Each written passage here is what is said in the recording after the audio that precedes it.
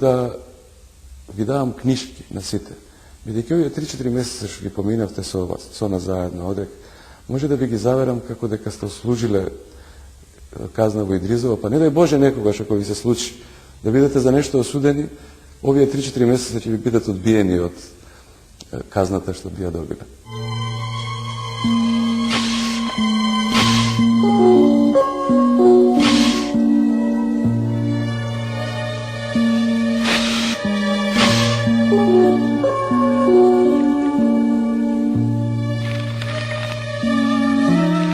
Бричите вие со зелено џамче, полициска држава. Сестро, вие ме клошарска наша! Абе, тебе требато мозок клиникала, ве. Те растурила живи мајка. Кога заврши премиерата на филмот, сите добиваат честитки, само никој не доаѓа мене да ми честита. Размислам шо е работала, или сум направила утка, или сум направила некоја белја. Констатира дека луѓето воопшто не ме препозна. Никој не знаеше дека јас ја играм таа улога. Истото се случува и ден денеска, значи сите ме прашуваат: играше ли ти во тој филм или? Реков да, младата кура.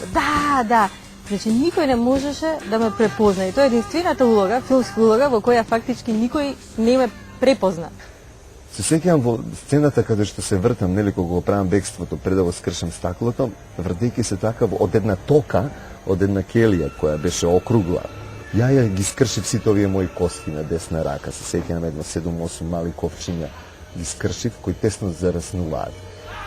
И рипањето преку стаклото, кое нели предизвикува чудо невидено си воскит кај нашето граѓанство кога го гледаат филмот, ми беше многу мачно и многу тешко затоа што ги има скршени сите овие ковчиња на Лара.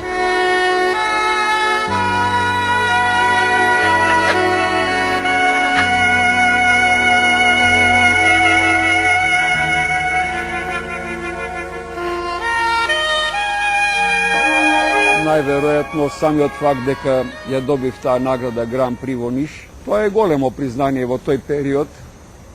Сега, што знам, филмот беше и на разни други фестивали, имаше добра критика, добри размислувања, имаше една варијанта во Германија за едно големо признание, меѓутоа тогаш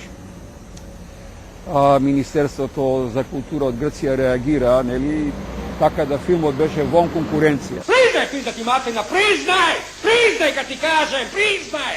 И ме тепај, признай, кад ти кажем, признай, ти Мартина, признай!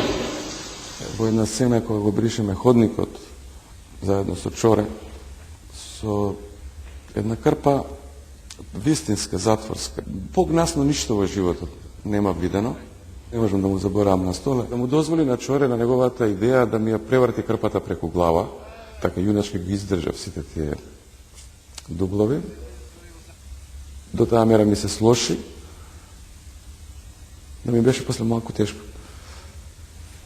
Немаме човек кој ќе ги прави тие тепачки, нели, каскадери и така натаму.